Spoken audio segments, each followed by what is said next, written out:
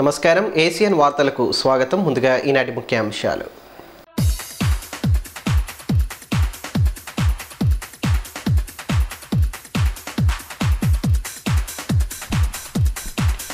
ఆర్థిక అసమానతలను తొలగించేందుకే గురుకులాలు. పేద పిల్లలకు నాణ్యమైన విద్యను అందిస్తున్న ఘనత తమ ప్రభుత్వానిదేనన్న ఎమ్మెల్యే.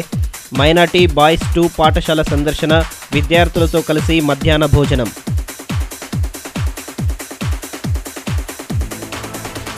కలప వృత్తిదారులకు ప్రత్యామ్నాయ జీవనోపాధి. అటవీ పోలీసు శాఖలు సహకరిస్తాయని జిల్లా ఎస్పీ సిఎఫ్ల సూచన. కలప అక్రమార్కులపై చర్యలకు వెనుకాడేది లేదని స్పష్టీకరణ. ప్రారంభమైన రోడ్డు భద్రతా వారోత్సవాలు. నిబంధనలు పాటిస్తే చాలా వరకు ప్రమాదాలను అరికట్టవచ్చన్న అధికారులు. ప్రమాదాల నివారణలో ఆర్టీసీ సిబ్బంది సేవలు మరువలేనివన్న డీఎం. చదువుతోనే సమాజంలో గుర్తింపు లభిస్తుందని, కష్టపడి చదివితే జీవితంలో ఉన్నత శిఖరాలను అధిరోహించవచ్చని ఎమ్మెల్యే జోగురామన్న విద్యార్థులకు సూచించారు. సోమవారం చాందటి గ్రామ సమీపంలోని మైనార్టీ బాలుర రెసిడెన్షియల్ స్కూల్లో ఏర్పాటు చేసిన కార్యక్రమంలో విద్యార్థులకు ఎమ్మెల్యే కాస్మెటిక్ కిట్లను పంపిణీ చేశారు. రాష్ట్ర వ్యాప్తంగా వెనుకబడిన వర్గాల పిల్లలకు ఉన్నత విద్యను అందించాలనే సదాశయంతో తెలంగాణ రాష్ట్ర ప్రభుత్వం గురుకులాలను ప్రారంభించిందని ఎమ్మెల్యే జోగురామన్న పేర్కొన్నారు. సోమవారం చాందటి గ్రామ సమీపంలోని మైనార్టీ బాలుర రెసిడెన్షియల్ స్కూల్లో ఏర్పాటు చేసిన కార్యక్రమానికి ఎమ్మెల్యే ముఖ్య అతిథిగా హాజరయ్యారు. ఈ సందర్భంగా నిర్వహించిన కార్యక్రమంలో పాఠశాల విద్యార్థులకు ఎమ్మెల్యే కాస్మెటిక్ కిట్లను పంపిణీ చేశారు. చివరగా ఎమ్మెల్యేను పాఠశాల ఉపాధ్యాయ సిబ్బంది శాలువాలు, పూలమాలలతో సత్కరించారు. అంతకుముందు పాఠశాల విద్యార్థులతో కలిసి ఎమ్మెల్యే సాపంక్తి మధ్యాహ్న భోజనం చేస్తూ మెనూ ప్రకారం విద్యార్థులకు అందుతున్న భోజన వివరాలపై ఆరా తీశారు. ఈ కార్యక్రమంలో ICDS organiser Kasthala Premala, minority పాఠశాలల regional coordinator Tayaruddin, principal Amir Abdul Khan, Chanda sarpanch Daratla Bhaskar, TRS నాయకులు సిరాజ్ ఖాద్రి, సాజిదోద్దీన్, జహూర్ ఖాన్లతో పాటు పలువురు కౌన్సిలర్లు, నాయకులు పాల్గొన్నారు.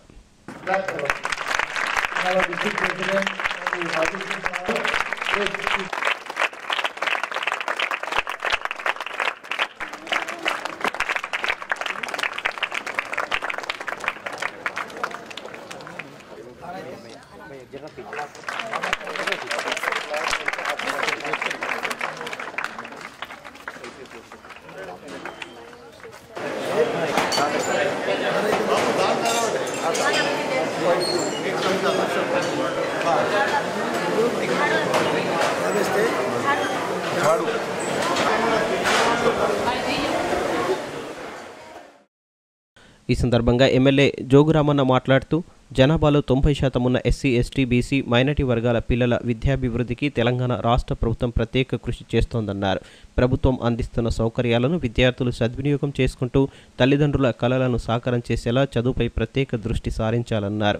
రానున్న రోజుల్లో రెసిడెన్షియల్ పాఠశాలలో మరిన్ని సదుపాయాలు కల్పించేందుకు కృషి చేస్తున్నామన్నారు. గత పాలకులు ఏనాడు వెనుకబడిన వర్గాల పిల్లల విద్యా అవకాశాలపై దృష్టి పెట్టలేదని, కానీ తెలంగాణ వచ్చాక CM KCR SC, ST, BC, minority వర్గాల పిల్లల కోసం కార్పొరేట్ స్థాయి రెసిడెన్షియల్ పాఠశాలలను నెలకొల్పి నాణ్యమైన విద్యతో పాటు భోజన సౌకర్యాన్ని అందిస్తున్నారని చెప్పారు.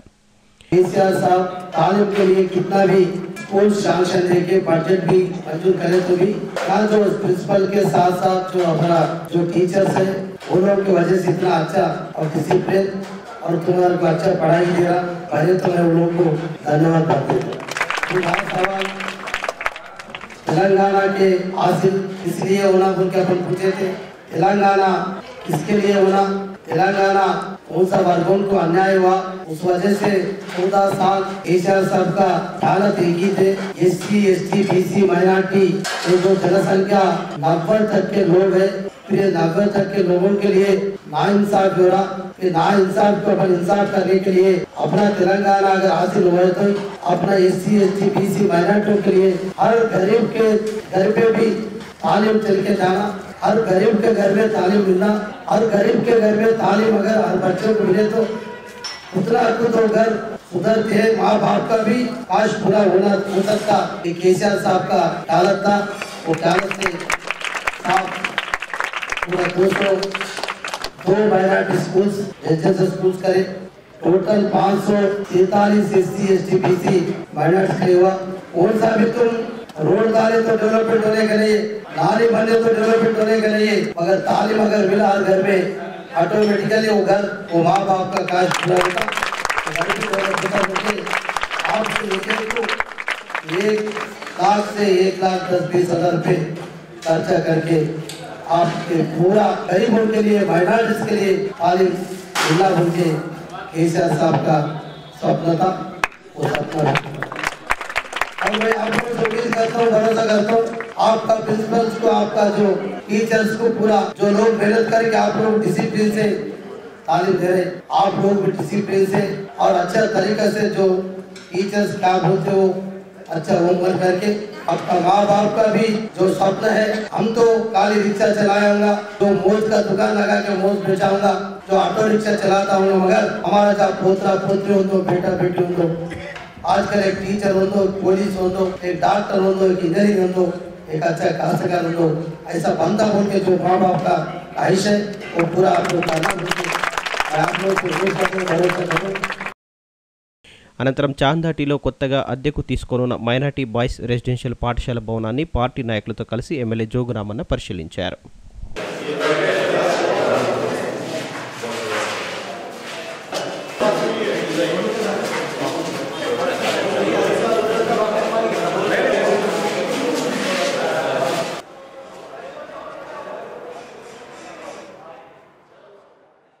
అడవులను నరికి కలప అక్రమ రవాణా చేసేవారిని, వారికి సహకరించే వారిని కట్టడి చేసేందుకు పలు వ్యూహాలు రచిస్తూ చర్యలు తీసుకుంటున్నామని జిల్లా ఎస్పీ విష్ణేష్ వారియర్ సిఎఫ్ఓ శర్వానందులు స్పష్టం చేశారు. సోమవారం జిల్లా కేంద్రంలోని ఏఆర్ హెడ్ క్వార్టర్స్లో కార్పెంటర్లకు ఏర్పాటు చేసిన అవగాహన కార్యక్రమంలో వారు మాట్లాడారు. జిల్లాలో కలప అక్రమ రవాణాదారులను మూసివేస్తామని జిల్లా ఎస్పీ విష్ణేష్ వారియర్ స్పష్టం చేశారు. సోమవారం స్థానిక పోలీస్ హెడ్ క్వార్టర్స్లో పరేడ్ మైదాన ప్రాంగణంలో ఏర్పాటు చేసిన సమావేశంలో ఫారెస్ట్ కన్జర్వేటర్ సి శర్వానంద్ సయ్యద్తో కలిసి ఎస్పీ పాల్గొన్నారు. ఈ సందర్భంగా జిల్లాకు చెందిన కార్పెంటర్లు, దువ్వడ మిషన్ వర్కర్లు, పొయ్యిల కట్టెలు రవాణా చేస్తున్న వారితో అడవుల నరికివేత వల్ల కలిగే దుష్ఫలితాలు, అక్రమ కలప రవాణా చేపట్టే వారిపై, వారికి సహకరించే వారిపై చేపట్టే చర్యలను అధికారులు వివరించారు. అడవుల నరికివేతను అడ్డుకోవడానికి తమ పోలీస్ శాఖ శాయశక్తుల కృషి చేస్తోందని, అక్రమార్కులపై నాన్ బెయిలబుల్ కేసులు నమోదు చేసి సాంకేతిక పరిజ్ఞానంతో పకడ్బందీగా దర్యాప్తు నిర్వహించి న్యాయస్థానాల్లో శిక్షలు పడే విధంగా చర్యలు తీసుకుంటామని ఎస్పీ వారియర్ పేర్కొన్నారు. కార్పెంటర్లు, దువ్వడ మిషన్ వర్కర్లు, పొయ్యిల కట్టెలు అమ్ముకునేవారు ప్రత్యామ్నాయ మార్గాలు చూసుకోవాలని, వారికి పోలీస్, ఫారెస్ట్ యంత్రాంగం దోహదపడుతుందని సూచించారు. అనంతరం ఫారెస్ట్ కన్జర్వేటర్ శ్రీ శర్వానంద్ మాట్లాడుతూ జిల్లా అడవులను రక్షించుకోవడానికి రాత్రి వేళలో గస్తీ నిర్వహించే నిఘా వ్యవస్థను ప్రవేశపెట్టామని, ఫ్లయింగ్ స్క్వాడ్ బృందాలు 12 చెక్ పోస్టులను ఏర్పాటు చేసి అక్రమ కలప నిల్వలపై ఆరా తీస్తున్నామని, గత 10 రోజుల నుండి సుమారుగా 30 లక్షల విలువైన కలపను పోలీసుల సహకారంతో స్వాధీనం చేసుకున్నామని తెలిపారు. ఈ సమావేశంలో డిఎఫ్ఓ బి ప్రభాకర్, చంద్రశేఖర్, అదనపు ఎస్పీ కంచమోహన్, డిఎస్పీ కె నరసింహారెడ్డి, సిఐలు వి సురేష్, కె నాగరాజు, ఆర్ఐ సుధాకర్ రావు, వామనమూర్తి తదితరులు పాల్గొన్నారు.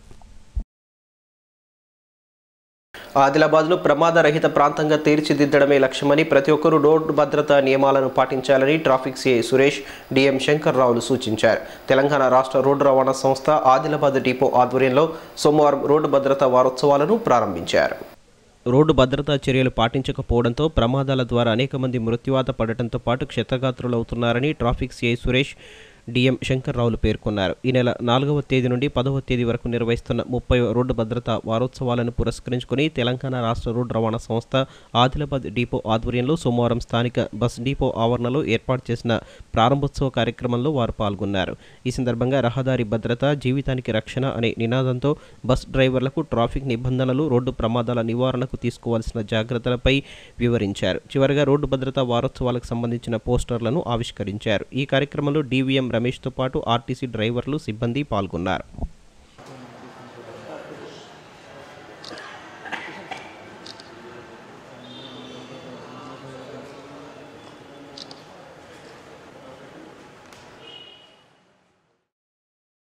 ఈ సందర్భంగా ట్రాఫిక్ సిఐ సురేష్ మాట్లాడుతూ మనిషి ప్రాణం విలువ చాలా గొప్పదని, ప్రతి వ్యక్తి వెనకాల ఒక కుటుంబం బాధ్యత ఉందనే విషయాన్ని మర్చిపోవద్దని సూచించారు.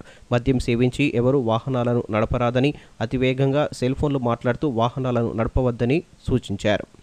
మీ సురక్ష కోసం మరియు మీ కుటుంబ సభ్యుల సురక్ష కోసం, ఇంకా రోడ్డుపై ఉండే ప్రజల సురక్ష కోసం మీ బస్సులో ఎక్కే ప్రయాణికుల సురక్ష 365 రోజులు కూడా ఉండాల్సి. డ్రైవర్ జాబ్ అనేది నిజంగా చూసుకుంటే ఒక చిన్నపిల్లాడు వాడు అప్పుడే నడిచే ఒక అబ్బాయి చూస్తే వాడు నాన్నగారు కారు కావాలి, కారు కొని అంటాడు. కారు మనం కారు వచ్చిన తర్వాత ఇంకొక బస్సు కొనివ్వండి ఆట వస్తుంది దాంతో వాళ్ళు ఎంజాయ్ చేస్తూ ఉంటారు. అంటే డ్రైవర్ జాబ్ అనేది అంత క్రేజ్ ఉండే జాబ్. నిజంగా మీరు క్రేజ్ జాబ్ మీరు అనుకుంటారు కావచ్చు, మాకు బాగా రిస్క్ అనుకుంటారు కావచ్చు. కానీ కాబట్టి రక్షణ అనేది మీకే కాకుండా రోడ్డు మీద ఉన్న కుటుంబ సభ్యులు మిమ్మల్ని మీరు ఆధారపడి ప్రతి ఒక్కరికి రక్షణ ఇవ్వాలంటే మీరు సేఫ్గా ఉండాలి.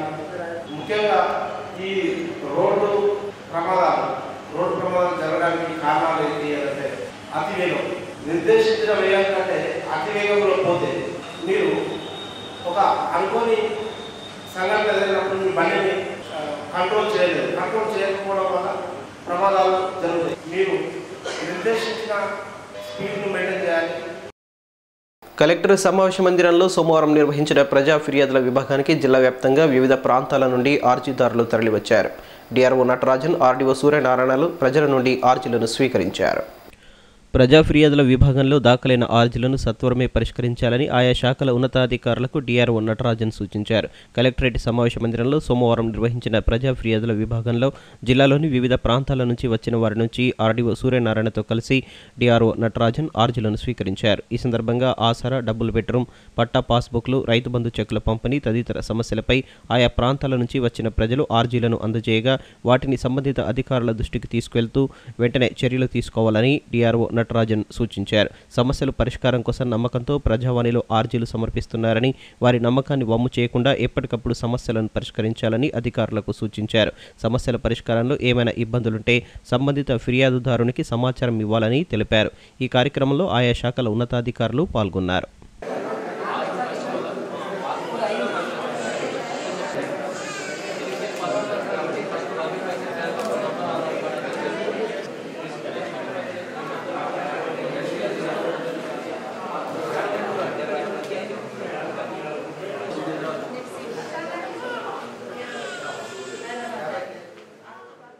ప్రపంచంలోనే అతిపెద్ద జీవిత బీమా పథకాన్ని తెలంగాణ రాష్ట్ర ప్రభుత్వం అమలు చేస్తూ రైతు కుటుంబాలకు భరోసానిస్తోందని ఎమ్మెల్యే జోగు రామన్న అన్నారు. ఆదిలాబాద్ నియోజకవర్గంలో ఇటీవల వివిధ కారణాలతో మృతి చెందిన 3 రైతు కుటుంబాలకు ఎమ్మెల్యే సోమవారం 5 లక్షల రైతు బీమా ఆర్డర్ కాపీలను పంపిణీ చేశారు. సోమవారం పట్టణంలోని ఎమ్మెల్యే నివాసంలో ఏర్పాటు చేసిన కార్యక్రమంలో ఎమ్మెల్యే జోగురామన్న రైతు జీవిత బీమా ఆర్డర్ కాపీలను బాధిత కుటుంబాలకు చెందిన లబ్ధిదారులకు అందజేశారు. ఇటీవల జైనత్ మండలం అడగ్రామానికి చెందిన చిన్నయ్య, ముక్తాపూర్కు చెందిన సురేష్, ఆదిలాబాద్ గ్రామీణ మండలం అర్లీటి గ్రామానికి చెందిన సురేఖలు వివిధ కారణాలతో మృతి చెందగా ఆ 3 రైతులకు రైతు జీవిత బీమా పథకం ద్వారా మంజూరైన 5 లక్షల బీమా ఆర్డర్ కాపీలను బాధిత కుటుంబాల సభ్యులకు ఎమ్మెల్యే జోగురామన్న ఆయన నివాసంలో వేర్వేరుగా అందజేశారు. ఈ కార్యక్రమంలో టీఆర్ఎస్ నాయకులు లింగారెడ్డి, చంద్రయ్య, దేవన్న తదితరులు పాల్గొన్నారు. ఈ సందర్భంగా ఎమ్మెల్యే జోగురామన్న మాట్లాడుతూ గతంలో ఏ ప్రభుత్వం రైతులను పట్టించుకోలేదని, వ్యవసాయం చేస్తూ జీవిస్తున్న 18 నుంచి 60 ఏళ్లలోపు పట్టా పాస్ పుస్తకం పొందిన రైతు అకస్మాత్తుగా ప్రమాదవశాత్తు సహజంగా మరణిస్తే రైతు కుటుంబానికి బీమా పరిహారంగా 5 లక్షల రూపాయలను తెలంగాణ ప్రభుత్వం చెల్లిస్తోందన్నారు. తెలంగాణ ప్రభుత్వం ప్రవేశపెట్టిన రైతు బంధు, రైతు బీమా పథకాలు బాధిత కుటుంబాలకు ఆర్థికంగా ఎంతో అండగా నిలుస్తున్నాయని కొనియాడారు. కేంద్రంలోని మోడీ ప్రభుత్వం తెలంగాణ రాష్ట్ర ప్రభుత్వం అమలు చేస్తున్న పథకాలను కాపీ కొడుతోందని, ఇటీవల కేంద్ర ప్రభుత్వం బడ్జెట్లో ప్రవేశపెట్టిన పలు పథకాలపై ఎలాంటి స్పష్టత లేదని విమర్శించారు. వ్యవసాయం, దాని అనుబంధ రంగాల్లో యువతకు న్యాయం చేసేలా అనేక ప్రణాళికలు రూపొందిస్తున్నామని వెల్లడించారు. ఈరోజు మరి దురదృష్టం, ఎందుకంటే రైతులను ఆదుకోవాలని చెప్పి రైతు బీమాతో పాటు రైతు బంధు పథకాన్ని ప్రవేశపెట్టిన విషయం తెలంగాణ రాష్ట్ర ప్రజలందరికీ తెలిసిన విషయమైనప్పటికీ ఈ మధ్యన అడా గ్రామానికి చెందినటువంటి పైశెట్టి చిన్నయ్య, అట్లనే ఒట్టే మహేష్ మరియు ఆదిలాబాద్ మండలం అర్లీ గ్రామం చెందినటువంటి ఆకుల రేఖ, ఈ 3 పట్టదారులు మరణించడం జరిగింది. మరి వీరికి ఖాతాలో ఏదైతే రైతు బీమా పథకం సమటువంటి 5 లక్షల రూపాయల చెక్కుని మరి వాళ్ళ ఖాతాకు డైరెక్ట్ గా జమ చేస్తూ వారికి ఆర్డర్ కాపీని ఈ రోజు ఇవ్వడం జరిగింది. ఈ సందర్భంగా ఒకటే, ఈరోజు తెలంగాణ రాష్ట్ర ప్రభుత్వం ముఖ్యమంత్రి కేసీఆర్ గారి కాపీ అందరూ కేంద్రంలో కూడా కుట్టడం జరుగుతాం. ఈ పథకం ఏ విధంగా తెలంగాణ రాష్ట్రంలో అమలు చేస్తామని చెప్పి ఐక్యరాజ్య సమితి సమావేశంలో కూడా మరి దీనిపైన చర్చ జరిగింది. ఇలా ప్రపంచంలో, దేశంలో కూడా తెలంగాణ రాష్ట్రం రైతుల కొరకు చేస్తున్నటువంటి ఈ రైతు బంధు, రైతు బీమా పథకాన్ని అభినందిస్తున్నారు. దీనికి అనుగుణంగానే దేశంలో ఉన్నటువంటి ఇప్పటికే కొన్ని రాష్ట్రాలు మొదలుపెట్టినాయి. మరి ఇలా నరేంద్ర మోడీ గారు కూడా, అసలు నరేంద్ర మోడీ గారు ఎందుకు పెట్టిండు, మరి ఇలా 6,000 రూపాయలు ఇస్తారట సన్న చిన్నకారు రైతుకు. 1 ఎకరం ఉన్నా కంతే, 5 ఎకరాలు ఉన్నా కంతే. అంటే కనీసం కేంద్ర ప్రభుత్వం రైతులకు సాయం చేయనటువంటి నిజంగా చిత్తశుద్ధి ఉంటే ఇంకా రాష్ట్ర ప్రభుత్వం టీఆర్ఎస్ పార్టీ ప్రభుత్వం ఇచ్చిన దానికి ఎక్కిస్తే మంచిది తప్ప దాంట్లో క్లారిటీ లేకుండా 1 ఎకరం ఉన్నా కంతే, 2 హెక్టార్లు ఉన్నా కంతే అంటే మరి అది కూడా ఇచ్చే 6,000 రూపాయలు 3 కిస్తులు ఇస్తామని చెప్తాం.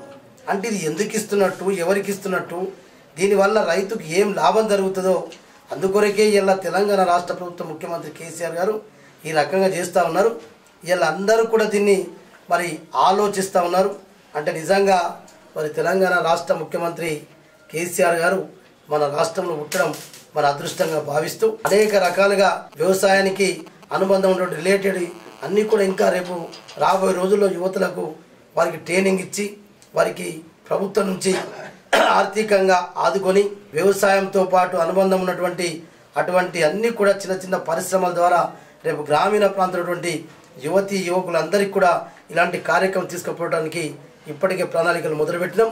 ఇంకా రాబోయే రోజుల్లో మంచి కార్యక్రమాలు చేసి రైతుకు, రైతు కుటుంబానికి, రైతు బాగుంటేనే రైతు కూలీలు బాగుంటున్న ఉద్దేశంతో ఈ కార్యక్రమం తీసుకుంటాం. వైద్య ఆరోగ్య శాఖలో తమపై పనిభారం పెంచుతున్నారని ఏఎన్ఎంలు జిల్లా కేంద్రంలో నిరసనకు దిగారు. ఈ సందర్భంగా సోమవారం డిఎంహెచ్ఓ డాక్టర్ రాజీవ్ రాజ్కు వినతి పత్రాన్ని అందజేశారు.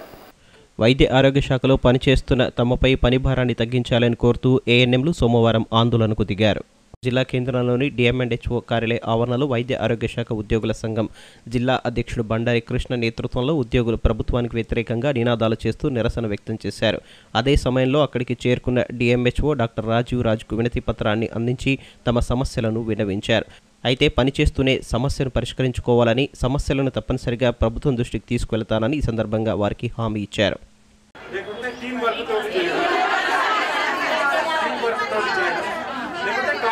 తగ్గించుకోవడం ఈ రెండింటిలో ఏదో ఒకటి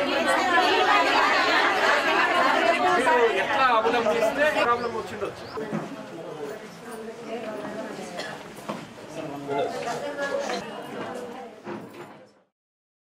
ఇటీవల ప్రారంభమైన ఎన్సీడీ కార్యక్రమం ద్వారా ఉద్యోగులపై పనిభారం పెరిగిందని ఉద్యోగులు ఆరోపించారు. రోజువారీ విధుల్లో భాగంగా ఇమ్యునైజేషన్, స్కూల్ విజిట్, ఫీల్డ్ వర్క్తో పాటు ఈ కార్యక్రమాలన్నీ ఒకేసారి నిర్వర్తించడం కష్టంగా మారిందని పేర్కొన్నారు. ఇప్పటికే వివిధ విభాగాల ద్వారా అనేక సేవలను పేద ప్రజలకు అందిస్తున్నామని, అయినప్పటికీ ఎన్సీడీ రూపంలో పనిభారం పెరగడంతో ఉద్యోగులు శారీరకంగా, మానసికంగా అలసిపోతున్నారని వెల్లడించారు. పనులను టీం వర్క్గా విభజిస్తూ కేటాయించాలని కోరారు. మా బాధ ఏంటంటే ఇప్పుడు మాకు ఎన్నో ప్రోగ్రాంలు పెట్టారు. లెప్రసీ సర్వే అని, సమగ్ర సర్వే అని, కంటి వెలుగని, ఇవన్నీ మేము అన్ని సక్సెస్ చేశాము. ఇప్పుడు మళ్ళీ ఇంకా అది సమగ్ర సర్వే కాకముందే మళ్ళీ ఇప్పుడు ఇంకొకటి ఎన్సీడీ నాన్ కమ్యూనికబుల్ డిసీజెస్ అని ఒక ప్రోగ్రాం పెట్టారు. దాంట్లో అన్నీ ఉన్నాయి. బర్రెలు ఎన్ని ఉన్నాయి, గొర్రెలు ఉన్నాయి, టాయిలెట్స్ ఉన్నాయా లేవా, అసలు ఆ పని మేము కూడా చాలా ఒత్తిడికి గురవుతున్నాము. మా సిస్టర్స్ ఇప్పుడు సార్ చెప్పారు డిఎంఎండ్హెచ్ఓ గారు, షుగర్లు బీపీలతో ఎంతో మంది చనిపోతున్నారు. చాలా సంతోషం. అందులో మా సిస్టర్స్ కూడా ఉన్నారు, మేము కూడా ఉన్నాము. షుగర్లు, బీపీలు, బ్రెయిన్లో బ్లడ్ క్లాట్ అయ్యి హాస్పిటల్లో ఉన్నారు. ఇప్పుడు మా వాళ్ళు ఎవరు చనిపోయినా కానీ మాకు లీవులు లేవు, ఏం లేవు. ఏమైనా ఉరకడమే ఉంది మా పని. అయితే ఇప్పుడు ఎన్సీడీ ప్రోగ్రాంలో డాటా ఎంట్రీ ఉండాలి, టీమ్ వైజ్ వర్క్ చేస్తాము, ఎవరికి వాళ్ళు చేయమంటే ఎవ్వరము చెయ్యము అని మేము నిర్ణయించుకున్నాము. దానికి ఒక టార్గెట్ ఇచ్చారు. ఆ టార్గెట్ కూడా మేము రీచ్ అవ్వాలంటే చాలా కష్టము.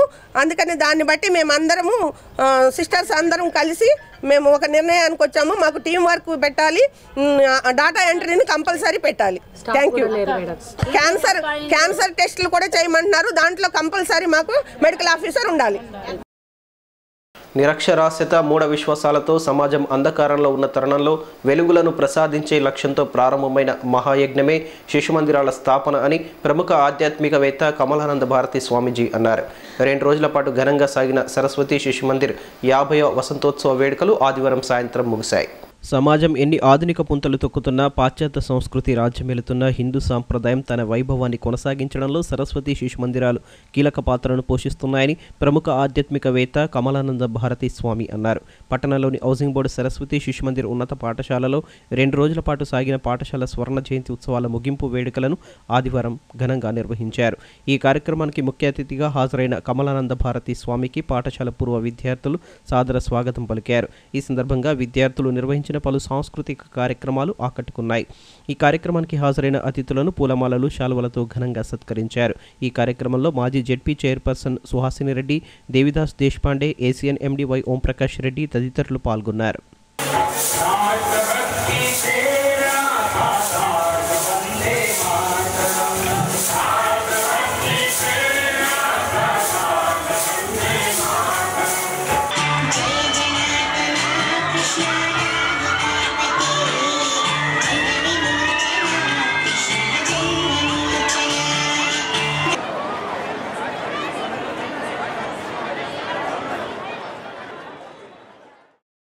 ఈ సందర్భంగా కమలానంద భారతి స్వామి మాట్లాడుతూ హిందూ సాంప్రదాయాలకు ప్రతీకగా శిశు మందిరాలు పనిచేస్తున్నాయని, సమాజంలో హిందూ సాంప్రదాయ వైశిష్ట్యాన్ని కాపాడేందుకు ఎంతగానో దోహదపడుతున్నాయన్నారు. మన ఆచార వ్యవహారాలు, సంస్కృతి, సాంప్రదాయాలు చిన్ననాటి నుంచే భావి తరాలకు అలవడాలంటే ఇలాంటి విద్యా సంస్థలు ఎంతో అవసరమన్నారు.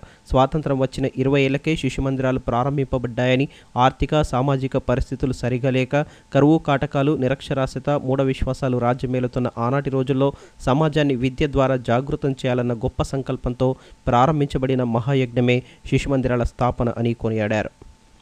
ఆంధ్రప్రదేశ్లో కానీ తెలంగాణలో కానీ కొత్తగా చరిత్ర పుస్తకం రాస్తే ఆ చరిత్ర పుస్తకంలో సరస్వతి విద్యాపీఠానికి ప్రత్యేకంగా ఒక అధ్యాయాన్ని కేటాయించాల్సిన అవసరం ఉంది. 1967లో నిర్మల్లో బ్రహ్మణగల్లీలో ఒక చిన్న దేవాలయంలో ఈ సరస్వతి శిశు మందిరం అనేటువంటి గంగో గోదావరి పుట్టింది. ఆ తర్వాతి సంవత్సరమే ఇక్కడికి వచ్చింది. పోయిన సంవత్సరం నిర్మల శిశు మందిరానికి 50 ఏళ్ళు, ఈ సంవత్సరం ఆదిలాబాద్ శిశు మందిరానికి 50 ఏళ్ళు. శిశు మందిరం ప్రారంభించి 25 ఏళ్ళు అయినప్పుడు నేను ఈ జిల్లాలో ఉన్నా. అక్కడ నిర్మల్లో, ఇక్కడ ఆదిలాబాద్ లో. స్వాతంత్రం వచ్చిన తర్వాత 20 సంవత్సరాల కాలంలో భారతదేశం యొక్క సామాజికమైన, ఆర్థికమైన, సాంఘికమైన పరిస్థితులు ఎలా ఉన్నాయి ఇది అర్థం చేసుకోవాలి. స్కూల్ ఉందా? లేదు. చదువు ఉందా? లేదు. పని ఉందా? లేదు. తిండి ఉందా? లేదు. భారతదేశం అంతా తీవ్రమైన కరువుతోటి, కాటకాలతోటి, నిరుద్యోగంతో, అవిద్యతోటి, అనేక రకాలైనటువంటి అసమానతలతోటి కొట్టుమిట్టాడుతూ ఉండే సమయంలో, స్వయంగా ప్రభుత్వాలే పాఠశాలలు పెట్టలేని సమయంలో ఈ సమాజానికి 4 అక్షర ముక్కలు చెప్పాలనే ఉద్దేశంతో ప్రారంభించబడినటువంటి పెద్ద యజ్ఞమే సరస్వతి విద్యాపీఠం. బీజేపీ జిల్లా అధ్యక్షుడు పాయల్ శంకర్ మాట్లాడుతూ శిశుమందిర్ పాఠశాలల్లో బోధించే ఆచార్యుల త్యాగం వెలకట్టలేనిదన్నారు. చాలని వేతనాలతో కుటుంబ పోషణ భారమైనప్పటికీ సమాజానికి విద్య అనే వెలుగులను అందించాలన్న గొప్ప సంకల్పంతో వారు పనిచేశారని గుర్తు చేశారు. శిశుమందిరాల అభివృద్ధి కోసం తన వంతు సహకారం ఎల్లవేళలా ఉంటుందని చెప్పిన ఆయన పాఠశాలకు 51,000 ఆర్థిక సాయాన్ని ప్రకటించారు. మనమంతా కూడా గర్వించే విధంగా స్వర్ణ జయంతి ఈ పండుగను ఈ రోజు మనం ఇక్కడ జరుపుకుంటున్నామంటే మరి శిశు మందిరం ఆ రోజు ఎన్ని కష్టాలు, నష్టాలు, నిజంగా శిశు మందిరాలలో పనిచేస్తున్నటువంటి ఆచార్యులకైతే వాళ్ళందరికీ కూడా పాదాభివందనాలు. వాళ్ళు చేస్తున్నటువంటి కృషి నేను చాలా సందర్భాల్లో ఏ కార్యక్రమం నిర్వహించినా వాళ్ళ కృషి అయితే 100 రూపాయల జీతాలతోని వాళ్ళ కుటుంబాలు ఏ రకంగా ఉన్నా సరే ఈ సమాజం బాగుపడాలి, ఈ సమాజాన్ని బాగు చేయడమే మా పని అనే విధంగా వాళ్ళు పడుతున్నటువంటి కష్టాన్ని చూస్తేనైతే నిజంగా చాలా బాధ అనిపిస్తుండే. నేను మొన్ననే జిల్లా భారతీయ జనతా పార్టీ తరఫున ప్రధానమంత్రి నరేంద్ర మోడీ గారికి ఒక ఉత్తరం రాయడం జరిగింది. శిశు మందిరాలలో పనిచేస్తున్నటువంటి ఆచార్యులందరినీ ఏ మాత్రం అవకాశం ఉన్నా కేంద్ర ప్రభుత్వ ఉద్యోగులుగా పరిగణించండి అని. దాని మీద చర్చ జరిగే అవకాశం కూడా వస్తుందని, అదేవిధంగా రేపు రాబో రోజులలో కూడా గ్రామీణ ప్రాంతాలలో ఎక్కడైనా కానీ శిశు మందిరాలు ఏర్పాటు చేయాలనుకుంటే నేను నా వ్యక్తిగతంగా నా వంతు సహకారంగా కూడా నేను రాబో రోజులలో కొన్ని కార్యక్రమాలతో మేము ముందుకు వస్తాను. నేను ఇక్కడ విద్యార్థిని కాకపోయినప్పటికీ నా వంతున నేను 51,000 రూపాయలు ఈరోజు విరాళంగా ప్రకటించదలుచుకున్నాను. పుష్యమాసం సందర్భంగా గత కొన్ని రోజులుగా వైభవంగా సాగిన బేలా మండలం సదల్పూర్ జంగి జాతర అమావాస్య సందర్భంగా సోమవారం ముగిసింది. వేలాదిగా తరలివచ్చిన భక్తులతో పరిసరాలు జనసమ్మర్దంగా మారగా ఆలయ కమిటీ ఆధ్వర్యంలో భక్తులకు ఇబ్బందులు తలెత్తకుండా వసతులు కల్పించారు. వారం రోజులుగా బేల మండలం సదల్పూర్లో కొనసాగుతున్న శ్రీ బైరందేవ్ మహాదేవ్ జాతర సోమవారం ముగిసింది. జాతర సందర్భంగా ఆలయ కమిటీ ఆధ్వర్యంలో భక్తులకు ఎలాంటి ఇబ్బందులు తలెత్తకుండా చర్యలు చేపట్టారు. జాతర సందర్భంగా జిల్లాలోని వివిధ ప్రాంతాల నుంచే కాకుండా పక్కనే ఉన్న మహారాష్ట్ర నుంచి భక్తులు వేలాదిగా తరలివచ్చి బోనాలు సమర్పించి మొక్కులు చెల్లించుకున్నారు. దాదాపు 50 సంవత్సరాల నుంచి ఆలయ కమిటీ ఆధ్వర్యంలో జాతర నిర్వహిస్తున్నారు. గతంలో కనీస వసతులు లేక భక్తులు ఇబ్బందులు పడగా తెలంగాణ ఏర్పాటు అనంతరం ప్రభుత్వం నిధులను మంజూరు చేస్తూ ఆలయ అభివృద్ధికి కృషి చేస్తుండడం పట్ల స్థానికులు హర్షం వ్యక్తం చేస్తున్నారు. ఎమ్మెల్యే జోగురామన్నతో పాటు ప్రభుత్వానికి ఆలయ కమిటీ సభ్యులు ఆడిశంకర్, శ్యామరావు, మిశ్రం వాసుదేవ్, రామ్దాస్ తదితరులు కృతజ్ఞతలు తెలియజేశారు. జాతర ముగింపు సందర్భంగా ఆలయంలోని శివలింగానికి భైరందేవ్కు ఆడి లక్ష్మీ శంకర్ దంపతులు అభిషేకం, ఇతర పూజలు నిర్వహించారు. అనంతరం దహి అండి కాల కార్యక్రమాన్ని వైభవంగా చేపట్టి ప్రసాద వితరణ గావించారు. వివిధ ప్రాంతాల నుంచి తరలివచ్చిన భక్తులతో ఆలయ పరిసరాలు కిటకిటలాడాయి. స్వామివారికి పూజలు నిర్వహించేందుకు భక్తులు బారులు తీరారు. ఇక జాతర సందర్భంగా నిర్వహించిన ఆటల పోటీల్లో గెలుపొందిన విజేతలకు ఆలయ కమిటీ ఆధ్వర్యంలో బహుమతులను అందించి అభినందించారు.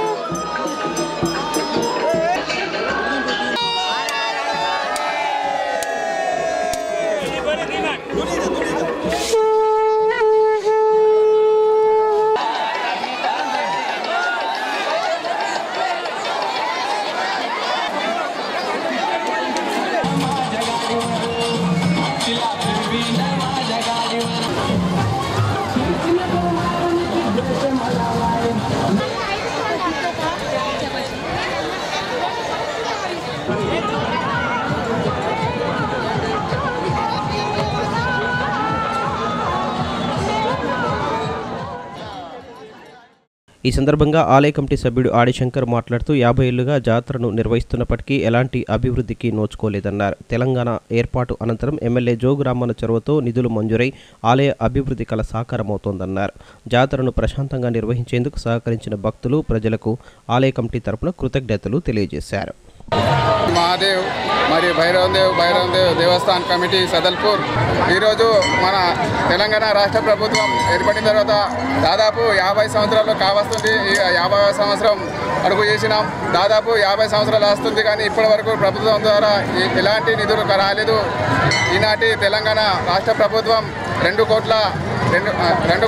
లక్షలు నిధులు మంజూరు చేసిన దానికి తెలంగాణ ప్రభుత్వానికి యావత్ మా ఆదివాసీ తరఫున ధన్యవాదాలు. అలాగే మా మాననీయ మంత్రి వారులకు మరి అలాగే వాళ్ళ సిబ్బంది మళ్ళా రాష్ట్ర ప్రభుత్వానికి మళ్ళా మా ఆదివాసీ తరఫున చాలా చాలా స్వాగతం, సుస్వాగతం. అలాగే మన భక్తులు ఇంకా తమ కోరికలు తీరవాలని ఇంకా అధిక సంఖ్యలో ఇంకా జాతరకు మళ్ళా అధిక సంఖ్యలో పాల్గొనాలని నేను కమిటీ ద్వారా మళ్ళా సదల్పూర్ ఆలయ కమిటీ ద్వారా మేము ప్రతి ఒక్కరిని పేరున పోలీస్ సిబ్బందికి, మన మీడియా మిత్రులకి అందరికీ మేము ధన్యవాదాలు తెలుపుతూ ఇంతటితో మేము ముగిస్తున్నాము. జై మహాదేవ్, జై బైరందేవ్. కమ్యూనిస్టు నాయకుడు, విద్యావేత్త మగ్దూమ్ మొహియుద్దీన్ 111వ జయంతి వేడుకలను జిల్లా కేంద్రంలో ఘనంగా నిర్వహించారు. సిపిఐ పార్టీ కార్యాలయంలో ఏర్పాటు చేసిన కార్యక్రమంలో ఆయన చిత్రపటానికి నాయకులు పూలమాలలతో ఘనంగా నివాళులర్పించి ఆయన సేవలను మననం చేసుకున్నారు. ప్రముఖ స్వాతంత్ర సమరయోధుడు మగ్దూమ్ మొహియుద్దీన్ 111వ జయంతి వేడుకలను జిల్లా కేంద్రంలో ఘనంగా నిర్వహించారు. సిపిఐ పార్టీ కార్యాలయంలో జిల్లా కార్యదర్శి ముడుపు ప్రభాకర్ రెడ్డి నేతృత్వంలో ఏర్పాటు చేసిన కార్యక్రమంలో మగ్దూమ్ మొహియుద్దీన్ చిత్రపటానికి పూలమాలలతో ఘనంగా నివాళులర్పించారు. ఈ కార్యక్రమంలో నాయకులు అరుణ్ కుమార్, రాములు, నరసింహరావు, గణపతి తదితరులు పాల్గొన్నారు.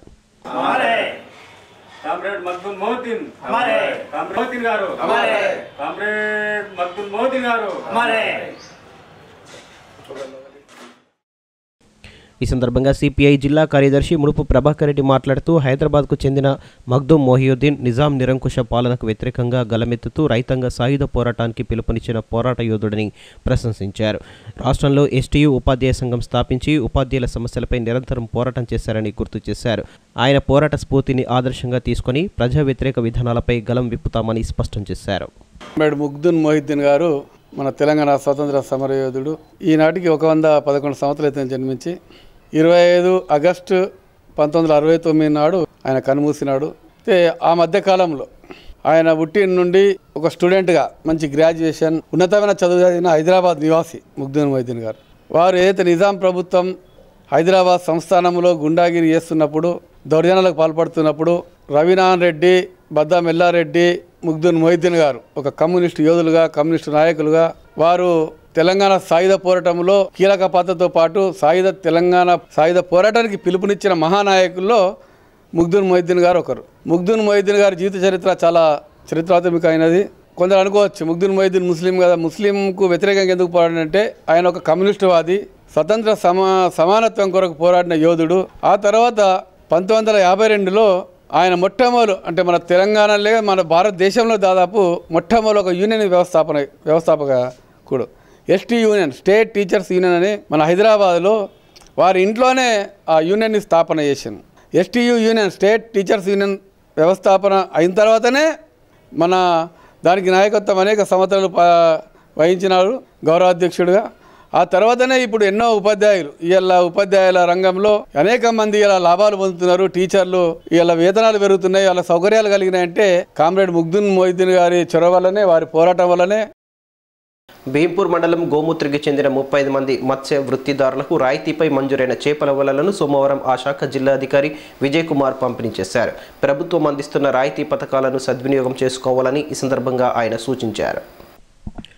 కుల వృత్తులకు చేయూతనిచ్చి వాటిపై ఆధారపడి జీవించే వారి ఆర్థిక పురోభివృద్ధి కోసం ప్రభుత్వం అందిస్తున్న రాయితీ పథకాలను అర్హులైన వృత్తిదారులు సద్వినియోగం చేసుకోవాలని మత్స్యశాఖ జిల్లా అధికారి విజయ్ కుమార్ సూచించారు. భీంపూర్ మండలం గోమూత్రికి చెందిన 35 మంది మత్స్య వృత్తిదారులకు రాయితీపై మంజూరైన వలలను సోమవారం పంపిణీ చేశారు. లబ్ధిదారులు 20% వాటాగా తమ వంతు 4,000 రూపాయలను చెల్లించగా మిగతా 80% వాటాను ప్రభుత్వం చెల్లించింది. చేపలు పట్టేందుకు వలలతో పాటు మార్కెటింగ్ కోసం మత్స్యకారులకు ప్రభుత్వం రాయితీపై మోపెడ్లను సైతం అందిస్తోందని, అర్హులైన వారు ప్రభుత్వ రాయితీ పథకాలను సద్వినియోగం చేసుకోవాలని జిల్లా మత్స్య అధికారి విజయ్ కుమార్ సూచించారు. పాలకులు ప్రజా సంక్షేమాన్ని విస్మరిస్తున్న తరుణంలో ప్రజా పోరాటాల ద్వారా పేద సామాన్య ప్రజల సమస్యల పరిష్కారం కోసం పోరాడిన చరిత్ర కమ్యూనిస్టు పార్టీ నాయకులదని సిపిఐ జిల్లా కార్యదర్శి ప్రభాకర్ రెడ్డి అన్నారు. జైనత్ మండలం పెండల్వాడలో సోమవారం పార్టీ దివంగత నాయకుడు బద్దం గంగారెడ్డి వర్ధంతిని నిర్వహించి నివాళులు అర్పించారు. అణచివేతలతో ఉద్యమాలను, ఉద్యమకారులను అడ్డుకోలేరని సిపిఐ జిల్లా కార్యదర్శి ముడుపు ప్రభాకర్ రెడ్డి అన్నారు. జైనత్ మండలం పెండల్వాడలో సోమవారం బద్దం గంగారెడ్డి 29వ వర్ధంతిని ఘనంగా నిర్వహించారు. గ్రామంలోని గంగారెడ్డి స్మారక స్తూపం వద్ద ఆయన చిత్రపటానికి పూలమాలలు వేసి నివాళులు అర్పించారు. ఆయన ఆత్మకు శాంతి చేకూరాలని ప్రార్థించి ఆశయ సాధన కోసం పాటుపడతామని ప్రతినబూనారు. ఈ కార్యక్రమంలో సిపిఐ నాయకులు విలాస్, రాములు తదితరులు పాల్గొన్నారు. కామ్రేడ్ బద్దం గంగారెడ్డి, కామ్రేడ్ బద్దం గంగారెడ్డి, సిపిఐ జిందాబాద్. ఈ సందర్భంగా ముడుపు ప్రభాకర్ రెడ్డి, సుగ్యం విఠల్ మాట్లాడుతూ 29 ఏళ్ల క్రితం ప్రజా ఉద్యమాల ద్వారా ప్రజల అభిమానాన్ని చూరగొని ఏకగ్రీవ సర్పంచ్గా ఎన్నికైన బద్దం గంగారెడ్డి స్ఫూర్తితో ఉద్యమాలు కొనసాగిస్తున్నామన్నారు. ఆయన ఆశయాలను ముందుకు తీసుకెళ్తూ పేద మధ్యతరగతి ప్రజల పక్షాన అనేక ఉద్యమాలు చేపడుతున్నామని తెలిపారు. కేంద్ర రాష్ట్ర ప్రభుత్వాలు అనుసరిస్తున్న ప్రజా వ్యతిరేక విధానాలపై పోరాటాలు చేస్తున్నట్లు వెల్లడించారు. ఈరోజు పెండలవాడ గ్రామంలో బద్దం గంగారెడ్డి 29వ వర్ధంతి సభను జరుపుకుంటా ఉన్నాం. ఫిబ్రవరి 4, 1990లో కొందరు రాజకీయ కక్షతోటి కామ్రేడ్ బద్దం గంగారెడ్డి యునానిమస్గా సర్పంచ్ ఆనాడు ఉన్నప్పుడు ఉద్యమాల్ని తట్టుకోలేక కమ్యూనిస్టు ఉద్యమాలు, వ్యవసాయ కార్మిక సంఘం సమస్యల కొరకు, రైతు సమస్యల కొరకు, యువజనుల కొరకు, గిట్టుబాటు ధరల కొరకు, ప్రజా సమస్యల పరిష్కారం కొరకు దళిత గిరిజనాల్ని తట్టుకోలేక ఆనాటి నుండి ఈనాటి వరకు 29 సంవత్సరాలైనా కమ్యూనిస్టు ఉద్యమం కొనసాగుతూ ఉన్నది. మేము కూడా ఇదే గ్రామం నుండి పుట్టి కమ్యూనిస్టు ఉద్యమాన్ని బద్దం గంగారెడ్డి అడుగుజాడలు నడవటానికి, బద్దం గంగారెడ్డి ఆశయాలను ముందుకు పోవడానికి ఇలా ఉద్యమాలు జిల్లా వ్యాప్తంగా ఆయన అడుగుజాడల్లో ఆయన ఆశయాలు కొనసాగించడానికి మేము కొనసాగిస్తాము. ఉద్యమాలు విప్లవకారులు ఎప్పుడు సావరు. ఎప్పుడైనా ఏ ఉద్యమకారైనా ఏ విప్లవ నాయకుని అద్దమరిస్తే ఒకరికి 10 మంది, 100 మంది, 1000 మంది పుడతారు తప్ప 15 ఉండదు. ఉద్యమాలు ఆగవు. ఇటు తెలంగాణలో అటు ఢిల్లీలో ఇద్దరు ఇలా ప్రజానీకాన్ని మోసం చేయడానికి ఉన్నారు. రానున్న ఎన్నికల్లో కూడా ఇలాంటి అవినీతిని బయటపెట్టి మరి కమ్యూనిస్ట్ పార్టీ ప్రభుత్వాలు కమ్యూనిస్టుల రాజ్యం అధికారం రావాలని కమ్యూనిస్టులు కోరుకుంటున్నారు. అంతా కార్మిక వర్గం మొత్తం ఏకమై ఎందుకొరకంటే మన కొరకు మన సారు అమరుడైన కాబట్టి తన జీవితాన్ని త్యాగం చేసిండు కాబట్టి అటువంటి మహానేత చరిత్రలో కనుమరుగు కాకూడదన్నటువంటి ఆ రోజు వాగు నుంచి ఇసుకను సంచులలో తీసుకొచ్చి సిమెంటుని తల ఇంత అంటే డబ్బులు పోగు చేసి మన అమరవీరుని జ్ఞాపకాలు భవిష్యత్తులో ఎల్లకాలం నిలిచే విధంగా మనం ఒక స్మారక చిహ్నాన్ని నిర్మించుకుందామన్నటువంటి ఒక సంకల్పంతో ఆ రోజు కార్మిక వర్గం అంతా రాత్రింబగలు కష్టపడి నిర్మించుకొని. వార్తలు ముగించే ముందు ముఖ్యాంశాలు మరోసారి.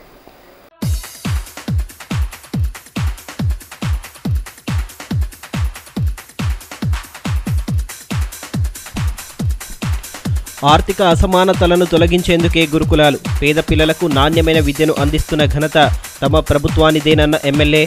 మైనార్టీ బాయ్స్ 2 పాఠశాల సందర్శన, విద్యార్థులతో కలిసి మధ్యాహ్న భోజనం.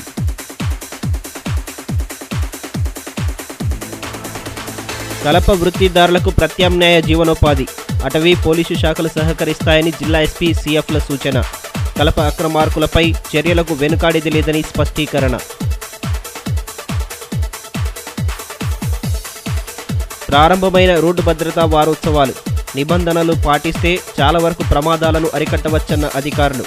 ప్రమాదాల నివారణలో ఆర్టీసీ సిబ్బంది సేవలు మరువలేనివన్న డీఎం. ఈ వార్తలు ఇంతటితో సమాప్తం. తిరిగి ప్రసారమయ్యే ఏసియన్ వార్తల్లో మళ్ళీ కలుసుకుందాం. అంతవరకు సెలవు. నమస్కారం.